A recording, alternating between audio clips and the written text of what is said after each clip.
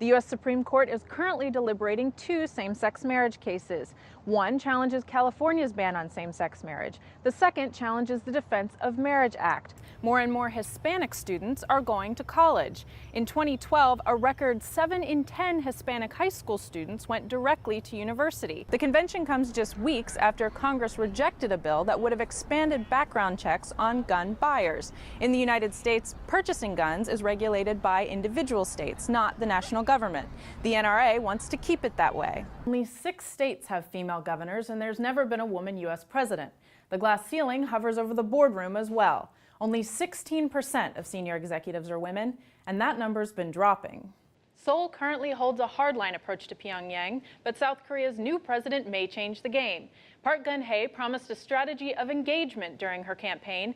Already more than 50 companies have given time, products, or money. We have Abbott, Apple, BMW, and then we also have a growing number of Chinese firms, including Xiaomi, a smartphone company, and Zhengzhou Yutong Group, a domestic bus maker. Mark Holloway will run for 24 hours straight, competing against hundreds of other people. He'll climb these walls, make these jumps, and get electrocuted. Not a scratch. Holloway is at the toughest Mudder event in New Jersey, billed as one of the hardest endurance obstacle courses in the world. The race would test anyone, but for Holloway, just being here is an achievement. Until this year, he had no use of his right arm. And as the course progresses, I will fatigue a lot quicker due to my injuries, but I've got the heart and I'll just push on through. Holloway was wounded in an explosion in Afghanistan, where he served with the British Army. After months of recovery, now he's running for charity. Because there's been a lot more seriously injured people than myself. Tough Mudder has an obvious target customer, and that's part of what makes it a great business. All of these competitors are spending hundreds of dollars to run in the mud. Tough Mudder started just a few years ago with only $20,000. Last year, it made more than $75 million in revenue. Despite the growing popularity and almost cult-like following, safety remains a major concern. Its biggest test came in June in West Virginia. A 28-year-old died after jumping from an obstacle called Walk the Plank.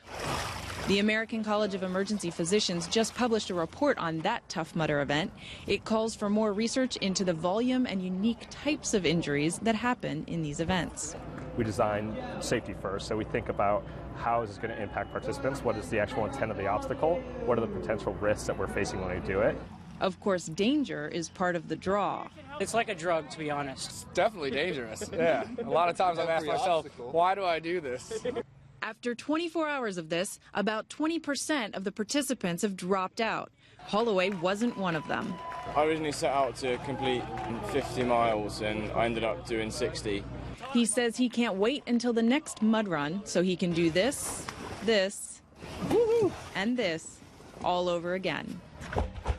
Emily Drew, Al Jazeera, Englishtown, New Jersey. The 600,000 residents of Washington, D.C. get all the headaches of U.S. citizenship. They pay taxes, report for jury duty, and serve in the military. But they don't get all the benefits of U.S. statehood. Americans living everywhere in the country have 2 senators, a representative in the House of Representatives, local control over local budget and local laws, and that's what Washingtonians ought to have. This summer, some D.C. citizens are protesting by showing up to work late. It's all in hopes of getting lawmakers' attention. One legendary activist who's always been a thorn in Congress's side is leading the strike. It's an attempt to broaden the area of concern to support the hardcore advocates who for years have been fighting for D.C. statehood and losing because they don't have the involvement of a broader number of people. D.C. does have one congresswoman. She can propose legislation, build relationships, and lead committees like any other representative. But she can't do one important thing: vote on whether or not bills should pass. The failure to give the District of Columbia residents their full citizenship rights, including the right to vote, is a slap in the face to them, not to me. She said the most serious obstacle for the district has to do with local political control. D.C. residents do have an elected mayor and city council, but their laws and budgets must be sent to Congress for approval. Members of Congress come to D.C. from all over the U.S. Activists say these politicians cannot possibly understand DC's population and needs, especially regarding minority issues and the city's toughest fight, the spread of HIV. Activists also say DC's lack of statehood is an affront to American principles. Otherwise, we're just a colony called the District of Columbia, and we are hypocrites because we're in a national federal government area whose representatives go all over the world lecturing other countries about deficiencies in their democratic process.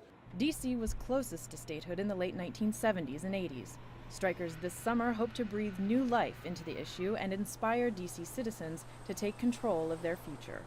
Emily Drew, CCTV.